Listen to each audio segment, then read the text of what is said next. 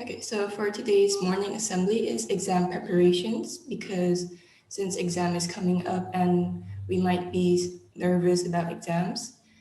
And so we have prepared some study tips even if we decide to study at the last minute.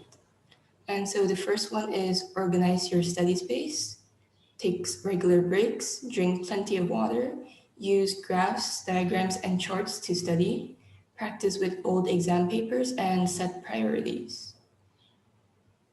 And we have prepared a video on how to take exams. Thanks for stopping by. This is 2 Minute Classroom, and today I'm going to give you my top 3 last minute study tips. These are tips I've used and found great success with.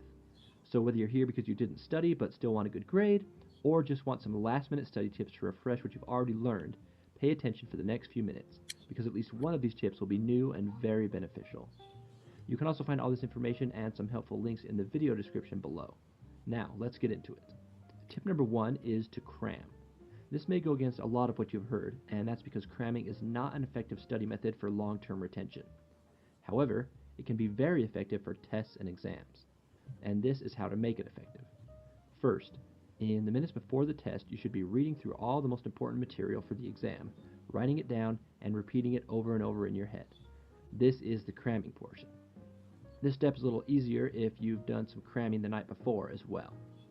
At some point while you're cramming, the teacher will indicate that the test is about to start and you should put everything away. Do so, but continue to repeat the information in your head.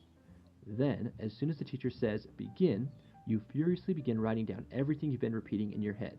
Write it on the test itself or on some scratch paper. And this may be things like equations, specific dates, definitions, whatever. Write it all down before you even look at the test. Now you can start the test. And this leads us to tip number 2. Answer the easy questions first. Go through the whole test and answer the easy questions first. This is highly beneficial for 2 reasons. First, it builds your confidence by giving you several small wins right off the bat, and this confidence will carry through the test.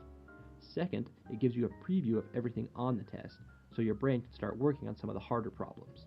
And this legitimately works. You know a lot more than you think you do, and if you give your brain a head start, it can find a lot of the answers you need.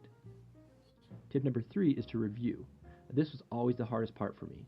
Once I finished a test, I wanted nothing more than to turn it in and be done with it. However, every time I went back through, I always found questions I had answered incorrectly, and it's usually little mistakes that are easy to fix. These are just free points waiting to be found.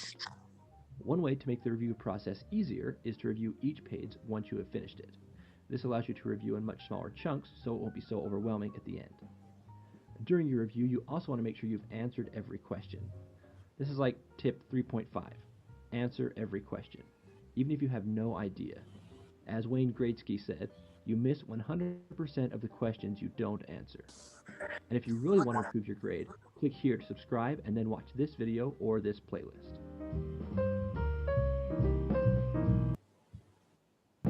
Thanks for stopping by. This is 2 Minute Classroom, and Thought of the day for today is don't stress, do your best, forget the rest by Anonymous. Thank you.